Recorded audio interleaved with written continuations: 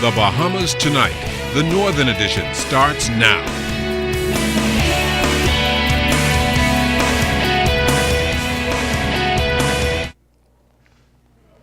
This is the Bahamas Tonight, the Northern Edition. Good evening, all. I'm Shashina Rule. As always, it is so great to have you with us.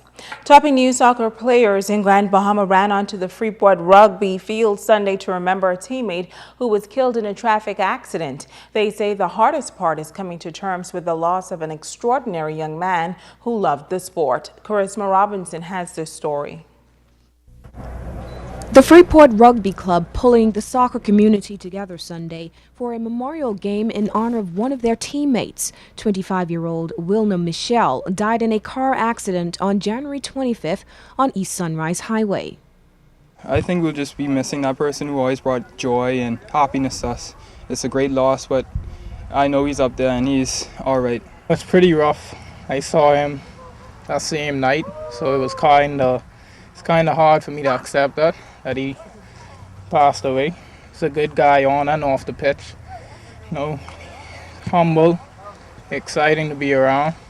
Always had a smile on his face. Wilner had a soccer scholarship. He played center defender, but his coach, Mark Hardy, says he could play just about any position. He was a very strong player, and he could read the game very well. And he liked to play in defence. He wasn't one of these that you put him there and he wanted to move upfield or get the glory and go scoring goals. Coach Hardy says they want to make this an annual event and call it the Wilner Cup. You know, it brings the football community together. It brings the different communities on the island together. And hopefully that can have a lasting impact here, in Wilner's name. So that's hopefully what we can do going forward. Bonnie Bastin looked after Wilner when he moved to Freeport in 2009. She was moved by the gesture because she says he really loved soccer. I think it's very admirable. And it's faith and support from others that his mother said will help them heal. In it, that's all I'll take in, but God give you, God take it. I say thank you, God. Charisma Robinson, ZNS Network News. The police traffic division citing a number of motorists at the start of the weekend. On Friday night, officers conducted Operation Sunset in the area of Coralwood and East Sunrise Highway, and some 40 persons were ticketed for various traffic offenses. Police are also reminding the public that failure to stop at a red light carries a fine of $250. Motorists are also reminded to drive with care and caution and to look out for pedestrians. Meanwhile, over on the island of Abaco, police traffic division launching Operation North Clean Sweep on Friday evening at the junction of SC Boodle Highway and Treasure Key Drive. 8 persons were cited for various traffic offenses. And police in Bimini are investigating 2 sexual assault incidents in Bimini. The first incident occurred around 1:45 Sunday morning when a female resident of North Bimini reported that she was sexually assaulted by several males at their residence without her consent. Police have in their custody and are questioning 7 male residents in connection with this matter. Now, the second incident occurred on Sunday afternoon. Police report that around 5:10 p.m., a female employee while at work at a local resort in Bimini reported that she was sexually assaulted by a male visitor of that resort. Police have in their custody and are questioning a male visitor in connection with that incident. Now, a group of Bahamians making waves on the international scene with a health and wellness company. They believe this could be the avenue for other Bahamians to secure financial stability. Sabrina Brown explains. Anastasia Lewis says she became a part of Artists International over 4 years ago when she was experiencing tough economic times. I believe that the Lord sent this business for me at a time that, struggling financially. If I did not do the research on this business, I would have lost an opportunity. Since joining the network marketing business, Anastasia has climbed the ranks to Diamond President and is a team leader for the Bahamas and the Caribbean. This Grand Bahama native and 2 of her other team members from this island are featured in the first edition of the company's magazine for 2014. She's using her success story to encourage others to pursue financial freedom. This type of business makes more millionaires than any other business. Persons in traditional businesses, they have a lot of overhead expenses, rent, light bill, that type of stuff. We don't have that in this business, and it is mainly product distribution. This business helps an average person, someone who doesn't have $20, $30, or $50,000 to start a business. This former insurance executive turned entrepreneur believes Artists International could help to put a dent in the high unemployment rate in the country.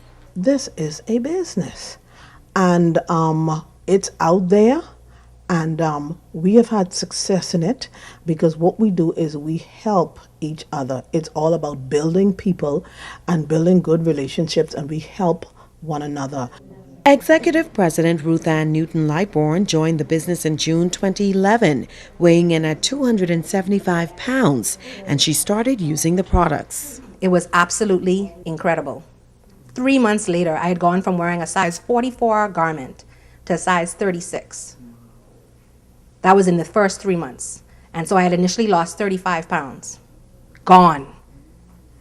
Now, a year and a half later, I'm now down to 215 pounds. I wear a size 12, and I'm coming from a size 22. She says she's proof that the products are life-changing, and she's encouraging others to invest in their health. My personal goal was to prove the system. So I didn't want my fellow Bahamians to say, well, oh, I see her on the track. The track caused her to lose weight. So I did it based on what the system said in order to be able to prove it. So that was my goal. My goal wasn't to say, go against exercise. I love exercise. I love walking. I love jogging. But my goal was not to do the system the way I wanted it to do. The goal was to follow the system to the T to see whether it could work. Sabrina Brown, ZNS Network News. Stay with us. The Bahamas Tonight, the Northern Edition, continues right after this. Bringing news that matters to you. You're watching the Bahamas Tonight, Northern Edition. Welcome back. The Junior Junkanoo Parade held on Grand Bahama this past weekend. Pint-sized Junkanooers filled the crowd in what was described as a spirited parade. 16 schools throughout Grand Bahama participated in this year's Junior Junkanoo Parade. Among them, some of the tiny tots from preschools on the island. The youngsters lined up on Pinehurst Way in a show of cultural pride as they danced to the sounds of Junkanoo. Among the primary schools were Maurice Moore Primary School, who explored the theme Enhancing Literacy Through Technology. The school embraced the 21st century and reflected on the connection between learning and technology. Sunland Baptist Academy also hit the parade route, this time around as a fun group highlighting the theme, The Evolution of Junkanoo. Sister Mary Patricia took the audience way back under the theme, From Whence We Came. The school displayed how the Indians lived prior to the arrival of Christopher Columbus. And it was a blast from the past as Bishop Michael Eldon School remembered the 70s. 8 Mile Walk High School rocked the crowd under the theme, Tourism, the Bahamian Experience. The students' energy was top-notch and surely a crowd pleaser. The school from the Western District was one to reckon with. It was Monster Madness on the parade route once St. George's High School took center stage. The school showcased many of the various monstrous creatures of myth and legend as told in Bahamian folklore. The Total Education Center did not miss a beat as they showcased their theme, The Bahamas is More Than Nassau.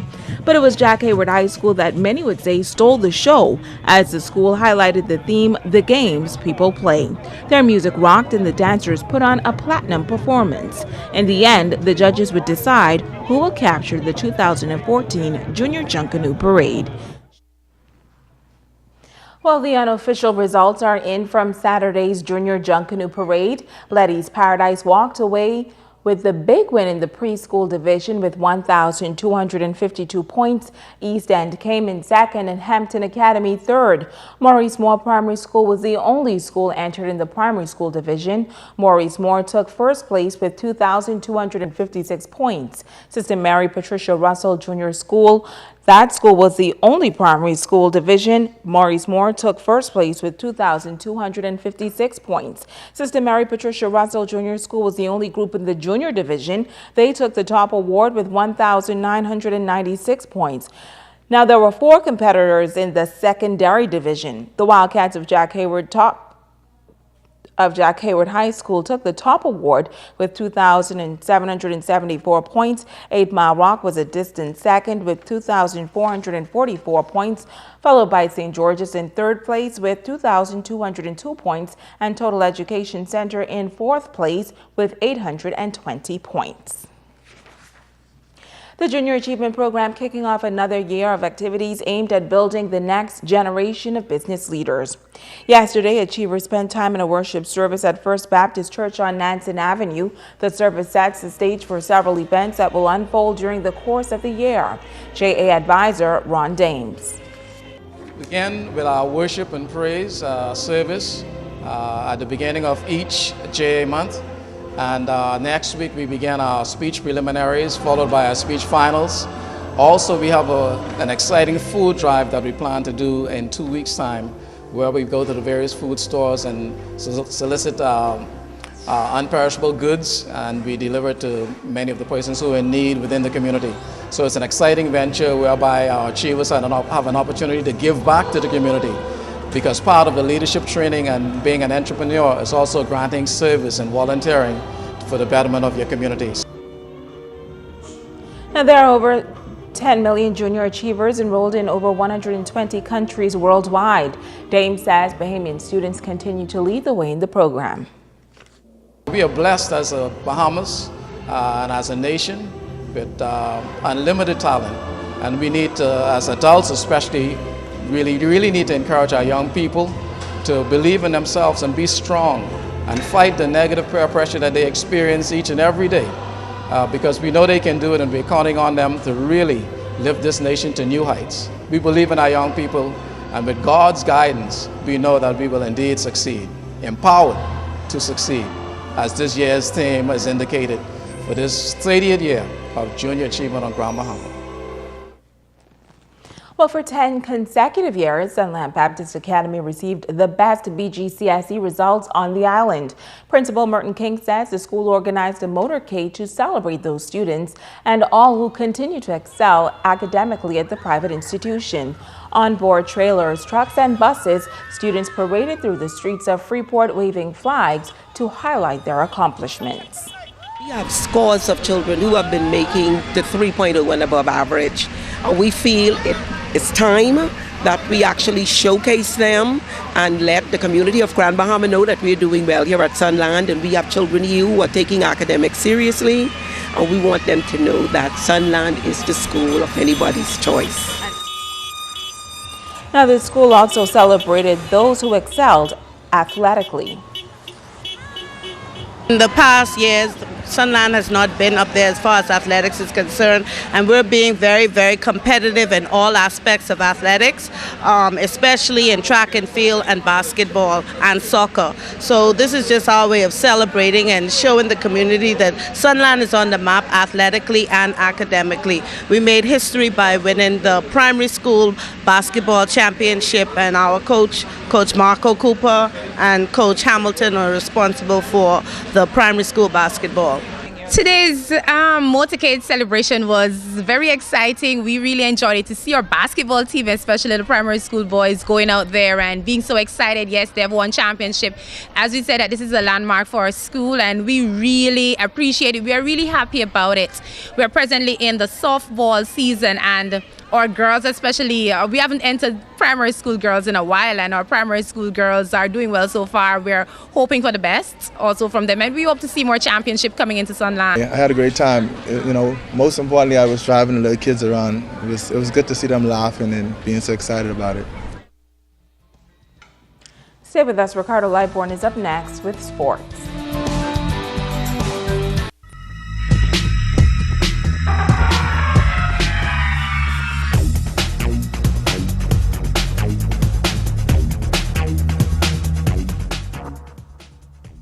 The Denver Broncos fans that's out there, they in turn are all having themselves a wonderful time. Let me tell you, we will start over with the IAAF World Track and Field Championships, again August 24th to the 25th in New Providence, Thomas A. Robinson Stadium. And guess what? The track starts today. Sheena can't go, but she can watch. The Junkanoo Wildcats held their Pride Assembly this morning in the school gymnasium. The Wildcats have much to cheer about after a super display in the Junior Junkanoo Parade. Today was special as Olympian Pauline Davis-Thompson and executive Earl Thompson shared in the celebration. The World Relays comes to the Bahamas May 24th and 25th with an invitation.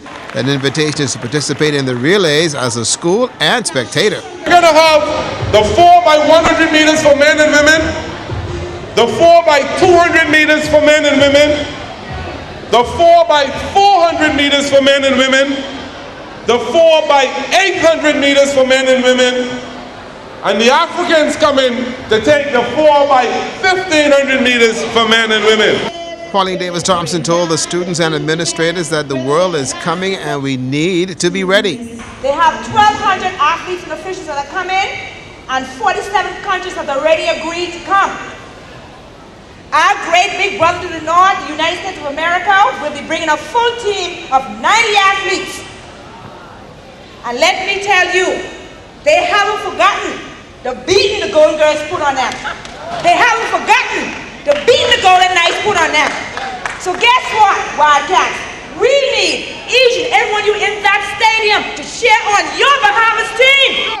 The junior relays will incorporate all the Bahamas, and Pauline Davis-Thompson started the relay at Jack Hayward High School with a baton to be taken around the Bahamas in love and in competition. The Bahamas is known as the greatest sporting nation in the world, per capita. Per capita. So I need for you to come out there. I need to cheer on Chris Brown, Shanika Ferguson, Shanae Miller. I want you to beat those gold-skin drums and wheel them to that finishing line. The world will be introduced to Junkanoo, and the World Relays countdown is on. The Bahamas is known for its culture and competitive spirit. The World Relays will be awesome. I tell you what, Tabernacle Falcons, your turn comes tomorrow morning at about 8:45 at your assembly, and then from there it's to Catholic High, then to Sunland, and it should be a wonderful day tomorrow for you. Well, giving responsibility of unity to the Bahamas in sports, the Olympic Committee has its hands full this year, with actually being the year of new sports. BOC has put Robert Butler on notice that the Olympic movement is to incorporate all events in 2014. This year, for example, we're trying to induct about 6 or 7 of them. There are a lot, like, for example, the Commonwealth Games. The Commonwealth Games has, I think, somewhere around 56 disciplines, but a lot of these disciplines aren't necessarily in the Olympics either, so we're trying to bring them under the umbrella of the Bahamas Olympic Committee. Maybe one day, you never know what will happen. Sports change all the time on the Olympics agenda, so at some point they may actually jump across into the Olympics. Well, the arts programming is BOC treasurer and a vested interest in the young people of the Bahamas. The Bahamas is not Nassau. That concept, he says, has got to stop. We have this mistaken idea that athletes are just discovered. Maybe it's because we kind of have emphasized the simpler sports like track and field where you run against a clock. But in all the other sports, judo and fencing and volleyball and all the other sports where you have to compete against another human to get better, you need to have a wide base of athletes that are training and that are being talent selected and coming up to that top triangle. So that doesn't happen overnight, of course. But we have some development in these sports already. We just need to really get the talent out of the islands so we have a whole approach to it and not just a Nassau-centric approach. Well, I'm going to make Cecil Thompson, a primary school basketball tournament, folks, is going to be played at the Jack Hayward Gym, and it'll start on Wednesday. It's boys and girls play with teams from Abaco, New Providence, Eleuthera, and Grand Bahama in heated competition. Now, the high school Derek Nesbitt Richie Adley League is also fun to watch, especially the girls. The junior girls on court with the BMES Warriors taking on the Jack Hayward Wildcats. BMES ball in the inbound pass, the heads up play, and the basket for the junior Warriors. The junior Wildcats had lots of opportunities to score, but the ball was not bouncing in their favor. Point in case, the Wildcats with the fast break. The open look to the rim, another blown opportunity. The junior Warriors with a lot of work ahead. The Wildcats are in the same predicament. Practice, practice, practice. Let's go to the Grand Bahama Basketball Association with the Stars playing the Cruisers. The Arawak Stars, with some nifty defense, forced the turnover. They can also run the floor. Urban Lewis with the cleanup. The Stars ball. Watch Jay Philippe go to work. The kiss off the glass for the deuce. The Grand Bahama Shipyard Cruises Quinton Hall from the rocks. That's good. Jay took exception and lit up the nets. That's a statement. Let's play. Clemente Martin worked hard for 17 points in this one. The Cruisers said, okay, let's play basketball, and took the action to the Stars. In the third quarter, it was Marco Cooper, the big man in the paint display for the Cruisers. Irwin also shows that he can play big in the paint. The perimeter game was there for the Shipyard. That's a tray. Watch Marco Cooper work against the Stars' defense for 2 of his 23 points and the foul. The Grand Bahama Shipyard Cruisers nipped the Arawak Stars 68-67. Come ready to play every night, boys.